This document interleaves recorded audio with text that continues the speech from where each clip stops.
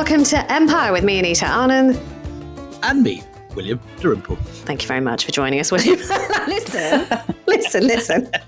The laughter there is because we've got a very special guest on. If you blow the surprise in the first 5 seconds, I'm going to reach into this screen. No, look, in the last few episodes, I think maybe I'm so hypercharged because the last few episodes, we have had a lot of violence, mate. I mean, there's so many things that have gone boom, things that went bang, things that went flay. I like the flaying. Oh, I like a bit of flaying on a little bit too much, if you don't mind me saying. And a stuffing with straw. God. Yes. This is, however, a very special episode where we're going to slightly... No flaying at all. For my sanity more than anything, step out of the cutting and a flaying and a slaying, and we're going to talk about women. Because you know what, William? Particularly, I was fascinated with the Lepanto stuff that we did, which was pivotal, so important. We learned so much about the common man, if you can put it that way. We learnt about slavery, we learnt about the galley slaves, we learnt about the way in which some people would sign up their children to become janissaries because you could rise through the ranks even if you were a slave in the Ottoman Empire. Do you know what all of these people, though, had in common, William? Well, Willie, what did they have in common, Willie? There's a hint. There we are, a little bit of a clue. Where are the women? Where were the women?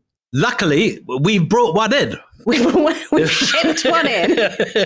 And no better woman, can I just say, we have the Queen. Bettany Hughes, we heard the tinkle of your laughter earlier, but thank you very much for coming to join us. First of all, there's no one among you who won't know who Bettany Hughes is. Author, broadcaster, doyenne of the classics, may I say. She's the author of... General broadcasting superstar. Ledge, Helen of Troy, Goddess, Princess Whore, The Hemlock Cup, Socrates, Athens and the Search for the Good Life, Venus and Aphrodite, and the one that made us jump out of our skins without a flaying in sight. Istanbul, A Tale of Three Cities. Welcome to you. Hiya, how are you? Oh, very good. How lovely. And are we going to get to talk about Istanbul and the Ottomans for an hour? Well, yes, we are. And I want to know, first of all, why the fascination of Istanbul? Because you light up a little bit like a firework when the word is mentioned in a 2-mile radius, I've noticed.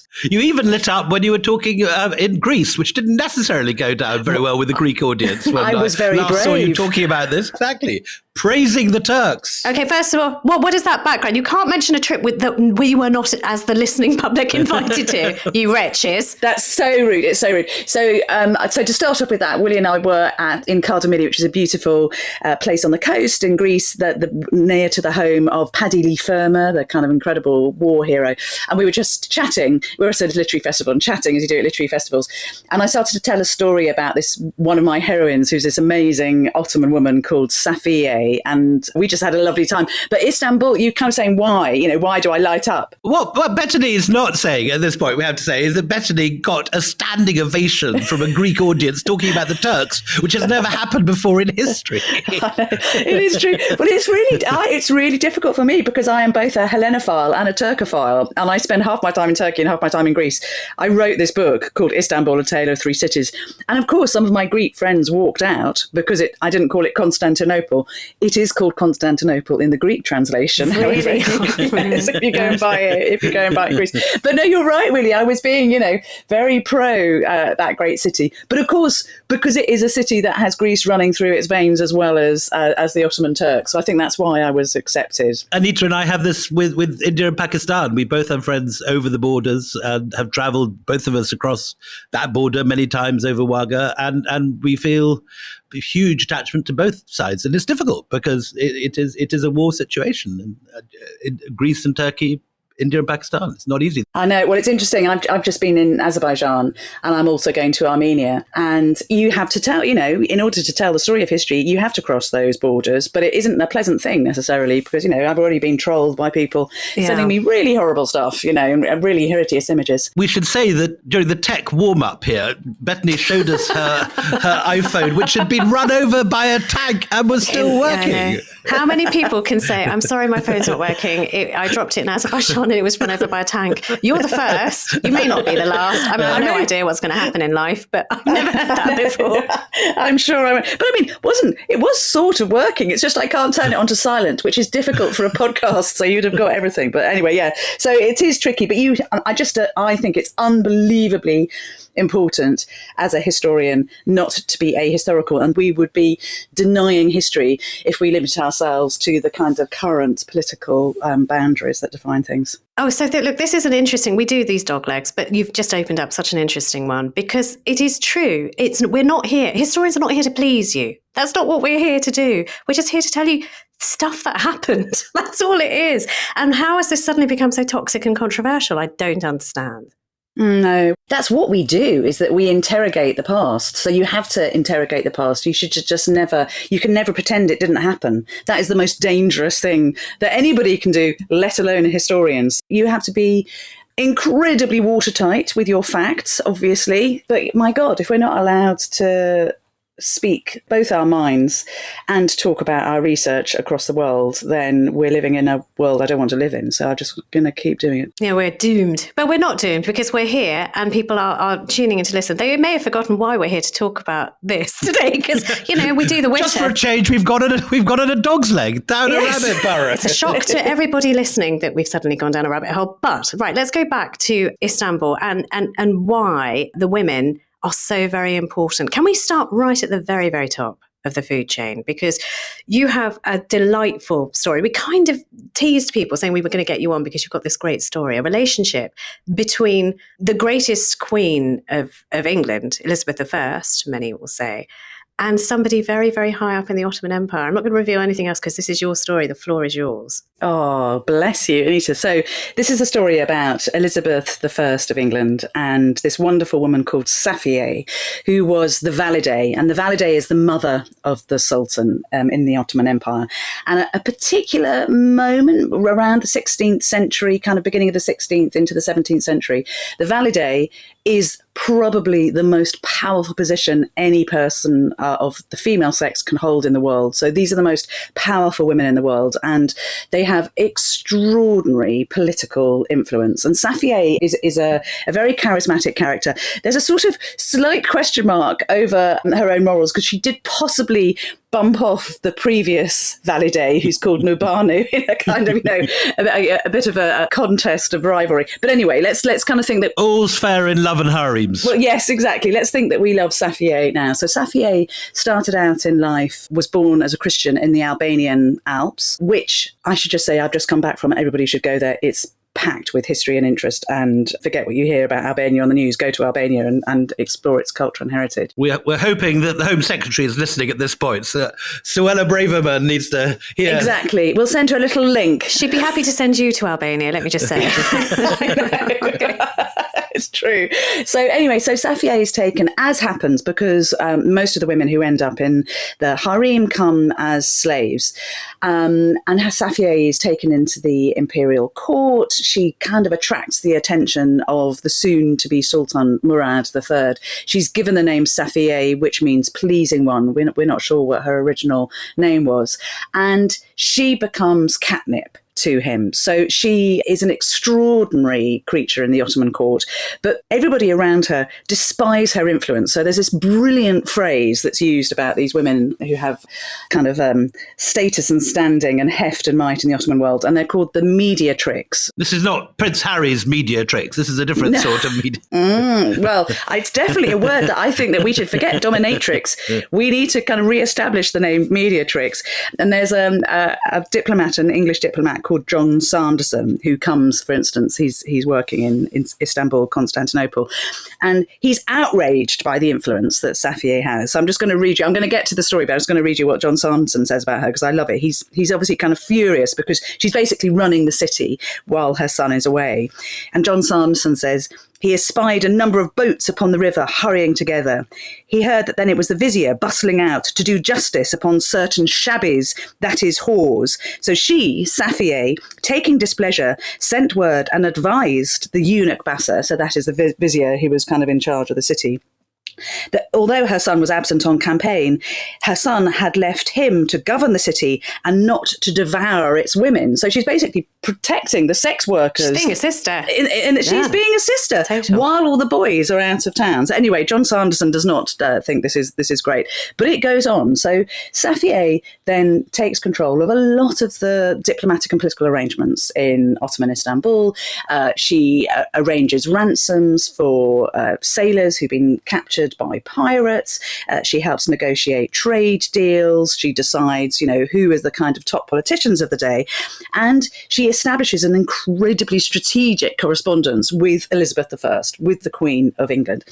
And they basically start to engage in kind of competitive gift giving. So one gives some embroidered towels, and then a tiara comes, and so then a full carriage goes. It's the most extraordinary example. And they also write to each other, and we have these letters. So we have the letters that Safiye. So just to kind of hold in your mind, this is a concubine. This is somebody who started as a sex slave in the Ottoman imperial court. So this is what Safiye writes to Elizabeth I in 1593. And what she's doing is that she's saying, look, don't worry, the Sultan kind of can't run things. We'll sort out state affairs between us. And she says, I can repeatedly say that the sovereign who has Alexander's place, so she's talking about the Sultan, and it's really interesting for me that she talks about him as somebody who's an inheritor of Alexander the Great, because we should never forget that the Ottoman Empire... Iskander, exactly, and they called themselves Caesars. So they're very clear that they've inherited from the ancient world. I can repeatedly mention His Highness's gentility and praise at the foot of His Majesty, the sovereign who has Alexander's place. I shall endeavour for her aims. Your letter has arrived and reached us. God willing, action will be taken according to what you said. May we be firm in friendship. God willing, may our friendship never die. So what I'm missing out is the details of the kind of maritime trade deal that they've done. Anyway, so they've kind of sorted out politics. And then there is the most brilliant PS. And dare I say, Anita, I hope that I'm not coming across as sexist in that. They've sorted out the business, and then they start to exchange makeup tips. And what Safiye writes at the bottom of this letter, it says, to Elizabeth, on account of your majesty's being a woman, I hear that there are to be found in your kingdom rare distilled waters of every kind for the face and odoriferous oils for the hands. Your majesty would favour me by sending some of these to my hand only, because she's obviously realised as she's dictating this letter probably that actually if she gets some lovely kind of lavender oil and rose face cream from England, it's going to be pinched by all the other. Someone else is after the meal's yard. Exactly. By my hand only for this most serene queen, because exactly as you say, William, being articles for ladies, she, Safiye, does not wish them to pass through other hands. I think this is magnificent. Brilliant. And it's also an insight, I think, even just by accident, into the lack of trust that exists in the harem. So, Bettany, I know we're going to talk about harems a lot in this podcast, but what are they exactly? Because many people will have many different things, partly associated with films and Sinbad the Sailor. What is the harem? At its kind of most basic level, the harem is a division between women and men. So the harem area is the forbidden area. So it can be anything. The Arabic word is harem, isn't it? Forbidden. Harem, exactly. So a simple harem can just be a cloth dividing a room. So I was in, not to name drop, but I was in a Bedouin tent this time last week in the harem. And the harem was just a tea towel, basically, between us and the Bedouin men. It was brilliant. But if you go to Istanbul, at the peak of the kind of extraordinary Ottoman world, and for instance, go into the imperial harem in the Topkapi Palace, then you're talking about an enormous area, something which is kind of rich beyond our imaginings, a palace within a palace. So unlike, we talked about the Janissaries in particular, where the harvesting of young boys breaks my heart, but then Barnaby and William said it's like sending boys off to boarding school. That's like, oh God. But with the harvesting of girls, it's very, very different because there is no choice. There's no chance that a girl will come up and say, please take me aged, 12, and make me a sex slave. So first of all, let's talk about that. What state do these girls come into the harem? What is the attitude of those who take them to the women that they harvest? Well, it is the most brilliant question, because actually there's almost a kind of bipolarity to it. It's really interesting. As you say, there are 4,000 women just in the imperial harem alone. So there would have been 4,000 women in the Topkapi Palace at one point. And for those at the bottom of the pile, this is probably pretty much the worst place on earth to be. But if you rise to the surface, then you have extraordinary possibilities in your life. And we know that actually this was something that many girls were ripped from their homes and their villages and from the arms of their mothers. But also, if you listen to the lullabies that were sung around the Black Sea at this time, so particularly in what's now kind of modern day Georgia, a lot of the lullabies say, sleep sweetly, maybe if you're lucky, when you wake up, you'll be in the arms of a sultan. So it's actually aspirational. Really? For a lot of families, because they know that if they can get their daughters to the capital, then there's a chance that they will mix with influential people, that they'll be fed and clothed, and that they have a chance for advancement. But there are huge numbers of these girls that come across, particularly across the Black Sea, and from as young as 3. It's really desperate, and a lot are sold in the slave market. You can still go if you go down to the edge of the Grand Bazaar. Yes, William, you're raising your hand very politely. I've done a lot of work on the equivalent world in Delhi and Agra, the Mughal Harem. And there are some important similarities and there are some big differences, which are interesting. Similarities is the power. Women, particularly women who've got sons who are in power, are very, very powerful, particularly matriarchs and grand matriarchs, grandmothers. They're used to make peace. They're used to, when as happens with every generation of Mughals, there's a big bust up with the sons. It's often the women and the grandmothers that bring sides together and stop carnage. And as with the Ottomans, you've got Mughal women patronizing buildings. 3/4 of Chandni Chowk is commissioned by women, like Jahanara Begum and Roxelana Begum.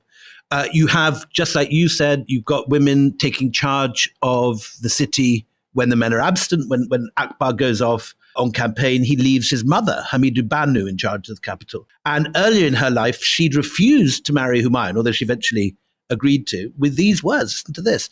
Oh, yes, I shall marry someone, but it shall be a man whose collar my hand can touch, and not one whose skirt it does not reach. In other words, I can have equality in my marriage. Oh, right. I thought it was a height thing. Sorry.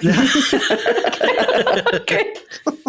Where it's different is I don't think in the Mughal harem, I can't think of any cases of captives rising to the top. You get Hindus rising to the top. You get very powerful women like the legendary Jodhabai, who came from a Hindu Rajput family, rising to influence and power. But I can't think of someone like Safiye, who actually arrived as, you say, a sex slave, effectively, gathered in and brought in for pleasure, who rises to the top. And I think that's an interesting difference.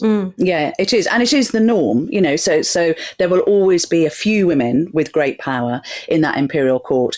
But, Anita, kind of to speak to your earlier point, it's an appalling place for most people. And really interestingly, there's been some new restoration work in the harem of the Topkapi Palace, which I've gone to see that nobody else is allowed to see. So I'm kind of very excited about it.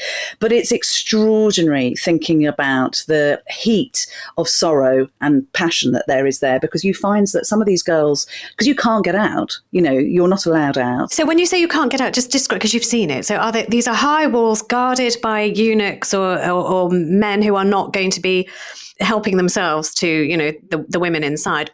How restricted are they, the women? Well, it's a palace within a palace, so it is, in some ways, you could argue it's very like the women's quarters of any European court, so we shouldn't sort of think about them as prisons. The rooms are beautiful, there are kiosks, they're covered in Islamic tiles, some of it is exquisite. But of course, there's a massive pecking order and hierarchy there. And what you can end up doing is being the slave of a slave of a slave within the harem. And this is where we're finding this heart-rending writing. It's like kind of Margaret Atwood that scene in Handmaid's Tale, that inside closets you have girls just writing these desperate pleas to be released and saying that they're suicidal. Oh, it's extraordinary. These are new discoveries? In new discoveries, yeah. It's just because the plasterwork's being restored.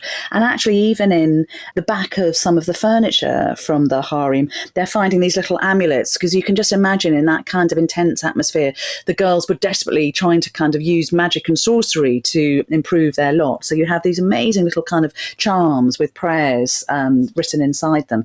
So I'm sure that for a number of, the massive majority of the women and girls there, it was terrible. TB was rife. Again, if you think about it, it's a perfect endemic situation. Yeah. And even the very last sultan who left Istanbul in 1922, when there was an autopsy of his body in Europe, it was discovered that, one of his lungs was actually ravaged by TB. So interestingly, we think a lot of the sultans had TB as well, but it was just, TB was part of life. So it was a very strange place. So as I said, you could be pretty much the most powerful woman in the world. Exactly as you say, Willie, what happens here, and it's one of the reasons I'm amazed and kind of, completely captivated by these women, is that they're allowed to be really, really influential patrons of the arts and of urban construction. So if you look at the historical skyline of Istanbul today, the Ottoman skyline, 50% of what you will see will have been paid for and commissioned by women. This is roughly the same with Delhi and Agra. It's lower, interestingly, in Persia. In Persia, Yes. it's about 10 or 15% in Isfahan that's built by women. It's interesting. I mean, you're talking about Persia, and that sort of brings my next point in, which is, in the Quran, it is not. It is there in the Quran that women can have power, they can have influence, they can have money, they can have businesses. You've got the Prophet Muhammad working his first wife, Khadija, is the success story. She's the one with the money and the power, who has the land and the goods. So the principle is there. The attitude that the Ottomans took to women, was it that kind of old, sort of Quranic model, or was it the politicized Quranic model that we're now seeing in Iran, where women have to hide in shadows and cover their faces in the streets? What was the societal attitude to women? Well, it was, and just you're absolutely right about the Quran, and I think that there's a really interesting study that's been done of 8,000 named women in early Islamic sources, and it's very clear that in early Islam, women are allowed to preach and teach in mosques. There is no segregation in mosques. There's an extraordinary corpus of literature that was generated by women, and again, that's not been studied before. So you're absolutely right, Anita. It is there, kind of baked into this religion. Ignored, and assiduously, deliberately, some may say ignored. Yeah, that kind of truth perverted in the way that it's interpreted. And it kind of goes in waves, basically, in the Ottoman world. So you have women are very influential. And then there's a moment, actually, when they become so nomadic, it's kind of just the guys on horses. We're going a bit back, I think, to the flaying and the kind of big bangs, that they don't have time, because what you have to be is constantly dynamic as an Ottoman leader at one point. But from about, the early 1500s onwards, once basically Suleiman the Magnificent brings the imperial harem within the palace itself, so it's not physically a separate building. It's originally halfway up the city, isn't it? And then it's brought down to Topkapi. That's right. So it burns down conveniently. There's an house for Roxelana with matches and paraffin. Well, absolutely. Well, it changes. The fortunes of these women change from that moment on. And you talked about this idea of the Sultanate of Women and the kind of reign of women. That definitely happens once they come within the palace itself. So again, it changes through time.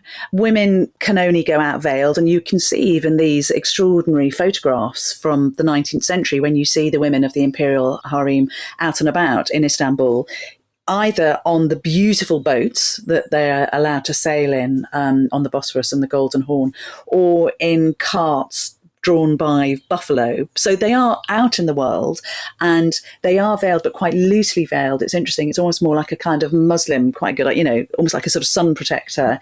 The same is true lower down the social scale too, isn't it? There's lots of trips, women's days, hammams and so on. And everyone gets out to go to the hammam and have a bathe. And And all the grannies eye up the pretty young women who's going to be marrying my grandson, and all that sort of stuff goes on. Yeah, it's where many marriages, the marriages are decided on in the hammams. And you're absolutely right.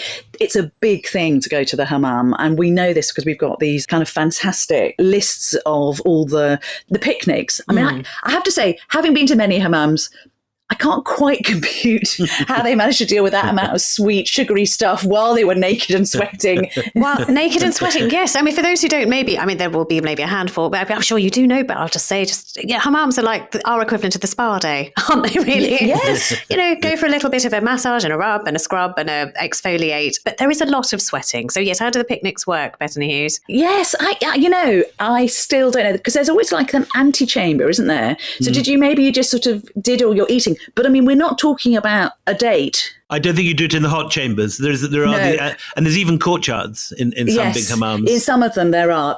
But this was a real ritual for the women. But we're talking about feasting. We're not talking about snacks. Oh no. We're not talking about snacks. I'll share at some point the kind of list. There's one fantastic woman who goes for a picnic at the hammam, and the list of the food she takes is 175 items long, which is that is. No, don't tease us. What was on the list? I want to know now. We're near lunchtime. What kind of thing?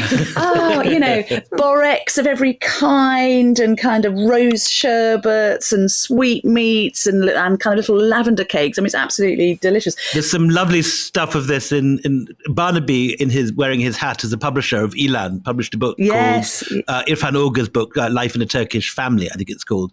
And they have wonderful descriptions of multiple generation trips to the hammam and all the girls going off and what they're eating. And there's a good menu in there of Irfan Ogur's granny's picnic taken in the hammam. Yes, that's right. So they could go out, and so they could be seen on the streets, and they were allowed out in daylight, and again, we kind of forget in some cities, e.g., ancient Athens, often women were only allowed out under the cover of darkness. So they are allowed out and they are present, but they have to be veiled if they're out on the streets. But it is possible to go out, but again, only if you have status. So I'm absolutely sure that basically those kind of chamber girls who were in the harem, who are some of those who are writing these desperate messages on the walls, would not have been allowed out. You talked about the pivotal moment that things seem to change in the reign of Suleiman, and this is when the harem burns down, that it's separate and it's not part of the palace, and then suddenly becomes very much not just part of the palace, but ousts the lover of Suleiman, who we've talked about in a previous episode.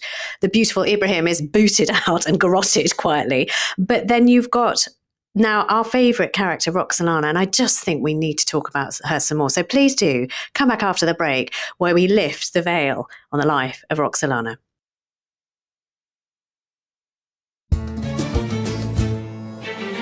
Welcome back. Now we are with our favourite classicist, doyen, prince, I don't know, sultana. Goddess. What do we call it? Goddess. Bettany the Helen Hughes. of Troy of historians. Yeah, I know. Hellenic, one foot in the Hellenic world, one foot in the Ottoman world, and right here, striding the empire. That's an awful metaphor. Let's just go. I mean, on top of the Empire podcast. With her iPhone crunching below, exactly. So before we were at the break, we were talking just about the general status of women and how a very pivotal moment happens when it comes to power, political power. And this is when the harem burns down in the reign of Suleiman the Magnificent, and suddenly it becomes part of the imperial machine. It's it's the central cog in the machine. I want to know a bit more about Roxelana. William wants to know about Roxelana, because we were having this chat. Like you said, some women are catnip to sultans. She was catnip to sultans. Why? What do we know? What, she was pretty? She was clever? What were her charms? Well, all of the above. So she's born in what is now Ukraine, actually in Lviv, which is a city that we're hearing about a lot. And she famously had red hair. So her father was an Orthodox priest. So she's definitely born as a Christian. And she comes into Constantinople. Literate, obviously super wily in the way that she tactically operates with the women and men around her, and just extremely charismatic. I mean, that's, as we've just been saying, there are 4,000 women in the harem, so you really have to cut above the rest to catch the eye of the future sultan. And the fact that her name is Roxelana, which actually sort of just it's actually slightly rude. It kind of simply means women that came from that region, even though it sounds like a rather romantic name to us. But Ruthenia, it would have been called Ruthenia then, would it? Ruthenia, that's right. So I guess so it's sort of Ukraine, kind of Polish borders. But what's fantastic is that when she comes to the harem, she's given the name Harem, which means the joyful. How old is she when she's brought in? I mean, roughly she's what age? Probably about 17. Right, so she's okay. so she's born in 1505. So she's probably about 17, which is actually a bit later because a lot of the girls end up in there at 11 or 12. Yeah. So yeah, I know. So anyways, born in Ukraine, again ends up married to the Sultan. And what is really interesting is that he married her. So she isn't just his favourite, he married her. And that's really, really atypical. So there is obviously something very special going on. And not only does he marry her, but by marrying her, he frees her from slavery. So whereas most women in the harem, and just a kind of little aside, I was sitting with somebody whose aunts were some of the last women in the harem when I was last in Istanbul, and they ended up being married off to Egyptian royalty. And she remembers this extraordinary psychological situation that they were in, that they were very aware that they were both princesses and slaves. And that's something which happens right the way through the story of the harem. Just to bring men in for a second. Why, Willie? Why? We don't need a Willie. No, girls. No. The cage was for men, not for women. There was a separate institution, also walled, also with a limited degree of freedom, which was the sons of the women. Yes. And they were kept in the cage. And if they were unlucky, they would be strangled one day by deaf mutes. Yes, that's right. So it's a kind of, and it's quite a big cage so that people have got an image in their minds. You know, they're not sitting bent over. It's an area of the palace, but it is indeed called the cage. And you're right, because as a woman in the harem, you're only allowed to have one son. And basically what happens after you've had one son is that the Sultan stops having sex with you. Or, as you say, if there are brothers, then fratricide is committed. Not quite as much as some people, indeed some historians, like to say. It wasn't, people weren't being garroted with silken cords by these deaf mute gardeners every day of the week. Oh, well, that's good. It's good. I know. So there's between gardener's question time has a completely different meaning in the Ottoman situation. It does. So I can't even remember, but it's something like between, I can't remember, but sort of 1635 and 1805, there's only one prince that we've got a record of being strangled. But you're right that they are kept in these cages so that they can't make claim to power. Weirdly, this was good for the women, because what used to happen to women is that their sons would be sent out to kind of govern these minor provinces in the Ottoman Empire, and often the mothers didn't see them. All the mothers were exiled and travelled with them, but at least they can still see their sons, and at least they're still living in the same space. So there's a kind of debate about what they felt like as a mother. But there's also the rock on your heart that you're looking to the cage and your child is utterly vulnerable and you can do nothing for them. I mean, it's a horrifying torture upon torture upon torture, even for the most gilded cage, even for the most beautiful bird in the cage. There's just too much darkness. And yet within the darkness, particularly with Harem and Suleiman, I take a very dim view of men who do this to women. However, Harem and Suleiman, does seem to be a real genuine love. I was looking at some of the letters that they wrote to each other. Do you mind if I just quote you just a couple of lines from each to the other, and you just tell me, is this real? Because it feels lovely when you read it. So she writes love letters to him regularly when he's off on his campaigns. This is one of them. After I put my head on the ground and kiss the soil that your blessed feet step upon, my nation's son and wealth, my sultan, if you ask me, your servant, who has caught fire from the zeal of missing you, I am like one whose liver has been broiled, whose chest has been ruined, whose eyes are filled with tears, who cannot distinguish anymore between night and day. And then he writes to her, and he has a pen name, like a sort of a Mr. Lover name when he writes. He calls himself Muhibi, and he writes to her, throne of my lonely niche, my wealth, my love, my moonlight, my most sincere friend, my confidant, my very existence. No, I mean, this is, you wouldn't expect. I mean, it's Cracker's love story. Yeah. Is it real, or is it her just trying to stop herself or her son getting you know. Yeah. Well, I suspect there's quite a lot of that as well. You know, the one person to keep on side in your life is the Sultan, if you're the Sultana and you're living in the harem. But I actually think they did love each other. And the fact that he frees her, the fact that he marries her, the fact that he allows her to have multiple children, so I think 5 sons and 3 daughters, the fact that she's given, you know, a really long leash in terms of what she's allowed to do in the city of Istanbul itself is remarkable. And the political and sort of state duties that she's allowed to undertake. So she writes, for instance, there's a new king on the Polish throne, Sigismund II, and she writes a letter congratulating him, you know, as heads of state do today. And it's Roxelana who's writing that to this new Polish king, you know, and that's really remarkable position to be in. So I suspect they probably had hot sex as well. I've got to say, 5 kids. 5 kids. You get that feeling. You get that feeling from the poem. So you know, and again, Suleiman the Magnificent is better known as Suleiman the Lawgiver. You know, that's anybody in Turkey. Turkey calls him Suleiman the Lawgiver, and he was a very astute and sensitive man. You know, so it's not a bad partner to have. In the Mughal world, at the same time, you've also got a couple of extraordinary marriages. You've got Jahangir, who falls in love with Nur Jahan. And again, you have this extraordinary breaking of all the rules and this focus on one woman, and Nur Jahan becomes empress. And there are coins minted which have the 2 of them on it. And she is a crack shot. She has extraordinary freedoms. And then you have Mumtaz a generation later with Shah Jahan, and endless children, and ultimately the Taj Mahal. But what I'm interested in, and this is something that is common to both the Mughal and the Ottoman world, and you just mentioned hot sex. When you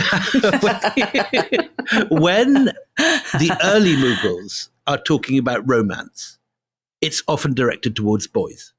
Yes. And this idea, which is very strange to us, of beardless boys. It's a whole world which was accepted and widely practiced across a number of different empires for a long period of history, which in a sense is completely taboo to us. But you have Babur, the one time Babur really falls in love. It's not with a girl, it's with a boy in a bazaar in Herat. Mm-hmm. Before this, I had never felt desire for anyone, he writes. In the throes of love, I wandered bareheaded and barefoot in the lanes and the streets and through the gardens and orchards, paying no attention to acquaintances or strangers, oblivious to self and to others. And for Babur, that's what romance is. Mm-hmm. Sex with women and marriage with women is duty and dynastic and about the production of heirs. In the Ottoman world, you have both as well, don't you? I mean, Ibrahim Pasha precedes. Yeah. Is it different to the Hellenic world, or I mean, is it specific, or is this a thing, the beardless boy? Well, I mean, also crucially, what you have in the Ottoman world to an extraordinary degree are eunuchs. So you have the third sex within kind of all Ottoman power structures. So actually, that is where those are the beardless boys that are really in Ottoman life. And it's a black eunuch who's called the Black Eunuch, who runs the harem itself. There are probably tens of thousands, if not hundreds of thousands, of eunuchs in Istanbul and in the fringes of Istanbul, and we know there must be that many because we have the accounts of the doctors, often Jewish doctors, who are given the task of castrating boys, hundreds at a time. You know, a number die, obviously, because there's a lot of blood loss, but hundreds are being castrated at a time. And again, actually, Anita, really interestingly, you kind of just think these kids, and you want to go and hold them, but like the girls who are being sent off across the Black Sea to the harem, lots of boys, they're given by families to become eunuchs so that they end up in the imperial court. I'd like to read something here from Evliya Çelebi. Yes. Now, Evliya Çelebi is interesting because he's a travel writer. He travels the world. He's also a bit of a dirty uncle. And wherever he goes, he's talking about the pretty boys and the pretty girls he meets. Please tell me he's beyond the litigious stage.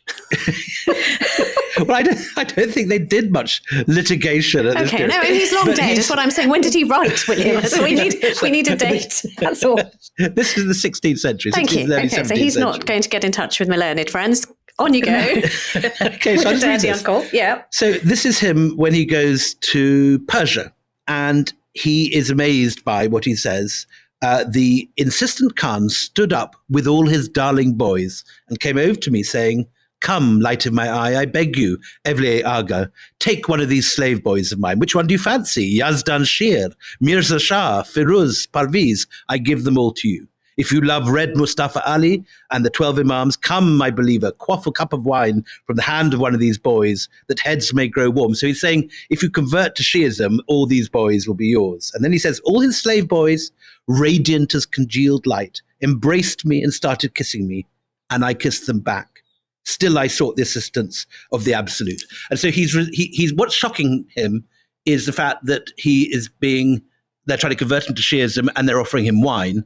What's absolutely fine in his moral view is the fact that he's kissing slave boys in public. Yes. Well, I say we definitely know that men had sex with eunuchs a lot. You know, that's kind of one of the point of eunuchs, and it's an extraordinary way that you can, release your sexual urge. And there was obviously no danger at all that you're generating anybody who's then going to challenge your dynasty. So they're omnipresent in the Ottoman world. And actually, again, I kind of advise you, after you've listened to this, to kind of just go and Google. There are these remarkable photos, again, from the disbandment of the Harem in the 1920s. And the eunuchs of the Harem, they're these photos of these men, very long-limbed, long arms, long fingers, in rather sort of dapper, looks like English tweed suits. And they formed a kind of self-help group, because what's the point of a eunuch once you no longer have the harem to kind of give you status as a eunuch? And it's really psychologically difficult for them. So there's that picture is printed in Eugene Rogan's book, The End of the Ottoman Empire. Yeah, yes, it's an extraordinary book. It is an extraordinary photo, that, and actually the expressions on those eunuchs' faces are extraordinary as well, because their future is going to be so different. Well, we're going to have Eugene Rogan on a future podcast. Staying with this idea, I mean, you just mentioned wine and boys. I mean, did the Ottomans completely outlaw alcohol? What was lifestyle like there? That's question one. Question two is for two-parter. The way in which sort of the women's status and these beardless boys' status, I mean, how does it compare to the freedoms that women had in Europe, in what we now know to be Western Europe? I mean, can you do any kind of comparison, or did they look to each other and compare their statuses? Yes. I mean, well, and again, we know they did compare because of these women, these high status women writing to each other. So, we can talk about Safiye corresponding with Elizabeth I. Nurbanu, who I also mentioned, corresponds with Catherine de Medici, and again, they sort of swap gifts and tips and hints about how to be a royal in the 16th century. Within Islam, as you say, there is the possibility for women to inherit and for women to give what are called these permanent deeds of charity. So actually, you do see women operating in the construction of the urban space, and it's not just royal women, it's not just women from the Sultanate. So they are actively constructing the world around them. And, just go and have I know I sort of bang on about this, but I just think that fact that you can inhabit a space that an Ottoman woman commissioned and constructed. So, some of the very first works of Sinan, the incredible architect Sinan, whose work is described as mountains of light and heart captivating and joy giving. It's the women of the harem who commission him to build some of his most beautiful works. And so where should we go if we had a list of two things to go? Give me the top two. Go on. So if you go to the baths just outside the bottom of the Grand Bazaar, those were built by Sinan and they were also commissioned by a woman. And then if you go to the Yeni Jami, which is the new mosque in Eminönü, then that's also built by a woman. But just check. I'll post a list so people can go and do a little walking tour of this. Lovely. I'd love to just read one last bit of Evliya Çelebi. We're actually going to have a whole pod on Evliya Çelebi with Caroline Finkel's coming on to talk about Evliya. But this is when he goes into the Christian world. He's sent off to Hungary and he's horrified by the power of women there. So it's interesting, an Ottoman view of Christian women. He says the climate is delightful in Hungary. The lovely boys and girls of the city are renowned. Indeed, the men and women do not flee from one another, he says, rather amazed. The women sit together with us Ottomans, drinking and chatting, and their husbands do not say a word, but rather step outside. And this is not considered shameful. This is the key sentence, though, for you two. The reason is that throughout Christendom, women are in charge. And they have behaved in this disreputable fashion ever since the time of the Virgin Mary. Is that right? Oh, gosh. I love it. That's a very good quote. Really well done. But what you can't get away from is the fact that there are harems everywhere. Obviously, harem doesn't just mean an imperial harem. It means a space that's forbidden, and women are in harems in every single home, in every single, in the tiniest Ottoman village. So I don't think actually that we can compare what's going on in Europe. I think there is more freedom as a whole in Europe for women, but you have more power if you get to the top of the pile. And of course, the other thing that happens is that there's this extraordinary, exactly as you're saying, really, this sort of notion of the beauty, the kind of Caucasian or Circassian beauty from the Ottoman world. And this becomes completely parodied. So these Circassian beauties end up very popular turns in the 19th century in Barnum and Bailey's circus. When you say Circassian, what does that mean exactly? What do you mean? Yeah, well, so Circassian, Circassian is a kind of part of a tribe from the northwestern Caucasus, but the Western sources start to call everybody from the Caucasus, all Caucasians, Circassians. Boris is supposed to be Circassian, isn't he? Isn't there something that's where he and Stanley get that blonde hair, because they're supposed to be descended from the Circassians? That's put us right off all the Circassians straight away now. It's a northwest tribe, and these but they were considered, in contrast, beauties, weren't they? Complete. They're absolute beauty. That's a whole. Listen, let's us do a podcast on why people call themselves white Caucasians, because that's a whole other extraordinary story. But the so-called Circassian beauties who end up in Barnum and Bailey's circus have nothing to do with Turkey. Of course, they're usually Irish girls with their hair kind of held up by egg white and beer, and these kind of extraordinary sort of wild woman kind of bouffants. So the perception of Ottoman women is often very, very different to the reality. And we've talked about sort of the two ends of the spectrum in Ottoman life. Let's talk about the middle class women just for a moment, because I came across this one thing, and again, I don't know if I'm pronouncing this right, because I'm fascinated by language. You said the grandmothers are called the valids, or the matriarchs are called valids. It sounds so much to me, or when I read it on a page, I say valida, which is the Urdu word for the same thing. Now, how do I say this word? Kaymak. I'm tempted to say the Kaymak shops. So I was reading that these are places where there is a proper egalitarianism. These shops where men and women, no matter what their marital status, can meet together and mingle together without stricture. But what were they about? Do you know what they were about? I don't know what they were about. Forget it. Let's never talk about them again. They were just meant to be these sort of shops. They're shops where you could go and sort of buy things, and there's no kind of policing of those spaces. So there were these middle spaces for the middle classes where you could go in and out. Well, there you go. I've taught a thing to Bettany Hughes. Listen, Anita, I taught a thing. Absolutely taught me a thing. And I'm going to go in shame, hang my head, and sort of lie on a book. But Bettany, education. How much are these girls in the imperial harem or anywhere else in Istanbul being taught to read and write?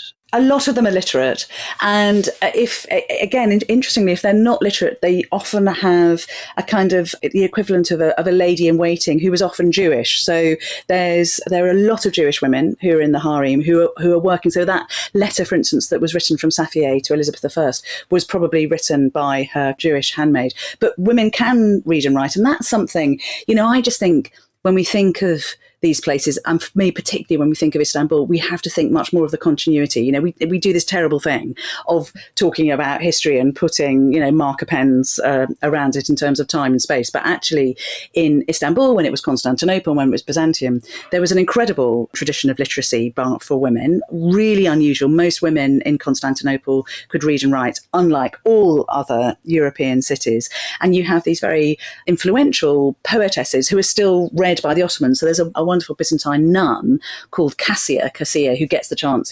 She's offered up to the emperor to be a beautiful bride, and she sort of spurns him, and she wants to immerse herself in her letters and poetry instead. And Ottoman women were very aware of this because the Ottoman court really loved a lot of the heritage, the Greek heritage of the Byzantine world. So we know that they read and write. We know that they paint. We know that they commission artists. So quite often it's a kind of brilliant thing. You get artists travelling into the harem in order to kind of paint these lovely, odalisque beauties lying around on carpets, and actually find that the odalisque beauties are these kind of hard-nosed businesswomen. go, screw you, I'm not taking my clothes off, but I will commission you to do a lovely, portrait of the Bosphorus at sunset.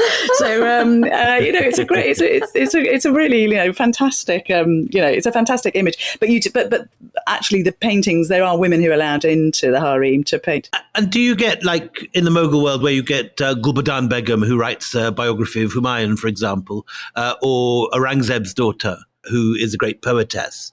Do you get anything like that in the Ottoman world? Do you get very famous women writers? They don't. No. So that is interesting. So it's very functional. So when there is writing, it's more like housekeeping, and letter writing. And that's something that we've kind of asked ourselves a lot of why that doesn't happen. So why do you think? I mean, why? I mean, is it because they may be writing, but there's no way of conserving it because nobody finds it practical? I can't believe that these brilliant minds who are so cultured, who will say, "I want a picture of the Bosphorus, not my bottom," Yes. who don't have the sensibility to say, actually, I could write this. Is it just maybe conservation or just really there were too many other things to worry about? Yeah, I think it is partly conservation, and there is still, I mean, this is something why it's a brilliant area to be in this, because we still know that in the backs of storerooms, particularly in sort of Balkan town halls, there are still cardboard boxes which are just marked old Ottoman documents, because this was part of the Ottoman Empire until incredibly recently, and a lot of that material hasn't been studied. And it could be that we'll find something in there, but as I said, it's more the kind of letter writing is the art form. So what you find is these correspondences and letters. So far, we haven't found an incredible cache of novels written by the women of the harem. Those would be novels to read. Oh my God, if they came to light. We have just a short amount of time left with you, but I desperately want to know that when we talk about the Sultanate of Women, this golden age for the Ottoman women, what kind of period are we talking about, and when does it tail off, and why does it tail off? Where does it end?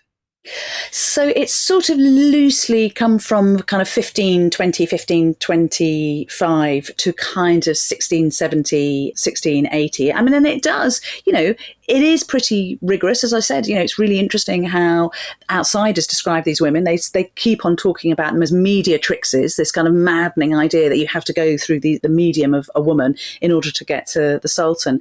There's a woman towards the end of that period called the Turhan Sultan, who's a sultana who spends a lot of time on the reconstruction of military strongholds, for instance.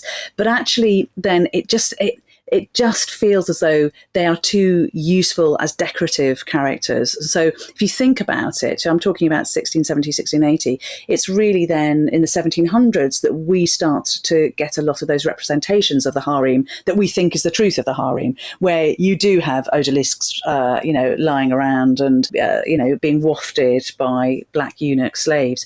But there's actually, it becomes, as I said, a more decorative space rather than a functional space from that point. So although this is Orientalism in its most extreme degree, it is also representing a world where it's almost as if it's as if the kind of bite has been taken out of the harem. But it's partly that as well, because from this point on, the Ottoman sultans themselves are losing their grip on power, and actually their world is beginning to fracture. And so it's just a place of stasis rather than stability.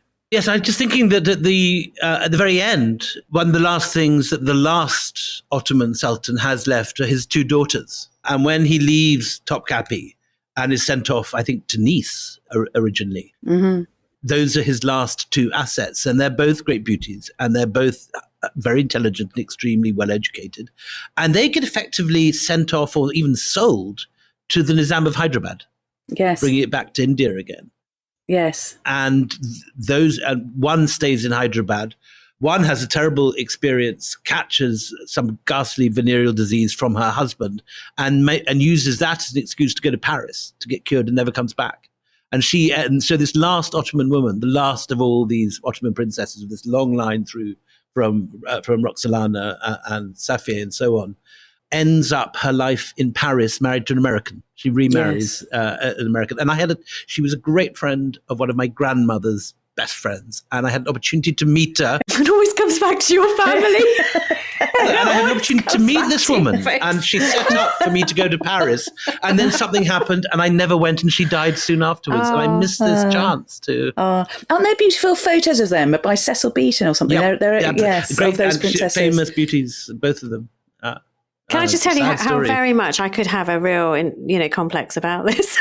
It's like, oh, my great aunt did this. I go back to my mother and go, do something so I can talk about it. Look, we are running to the end of our time together. I'm just aching, actually. I've got a stomach ache just at the thought of these boxes in town halls, which are just marked Ottoman. And I really hope you're the one to find them, Bettany, because I think there's there's like an emotional connection, which is quite lovely, that you care very much. So more power to your buccaneering elbow. Find those boxes, Bettany Hughes. I promise I will. What are you showing I us? found the picture of Niloufer, she was called, the last princess in Paris. And she's an astonishing beauty. And you're right, photographed by Cecil Beaton. Well, let's tweet it. Let's tweet that picture along with this. And Bettany, if you can bear to give us a walking tour of Istanbul to find all these beautiful places, we'll try and stick that on as well with the details of this podcast. But listen, so many thanks for coming on. It's been an absolute delight to have you. As ever, exactly. And we have talked about hot sex. The next week, we're going to be talking about hot coffee, aren't we? I think hot coffee and hot sex next week, actually. I think we got both. Who have we got? We've got a very special guest star. Who's coming on? We've got the wonderful Jamal Kafadar coming on. And he gave not only one of the best lectures we've ever had at the Jaipur Literature Festival, it also had one of the best titles, and I'll read it in full. And this is a quote from an Ottoman novel, which he turned into the title of his essay on coffee houses. It's called How Dark is the History of the Night, How Black the Story of Coffee, How Bitter the Tale of Love. So we're getting coffee and sex next week. Oh, excellent. all major food groups covered then. Brilliant. I'll have to come back. It's irresistible.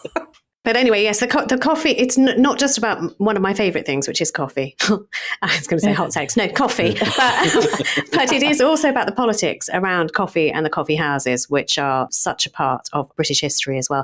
Listen, thank you very much again. We'll be back next week, another pod. Do join us then. Until then, it's goodbye from me, Anita Anand. And goodbye from me, William Davenport.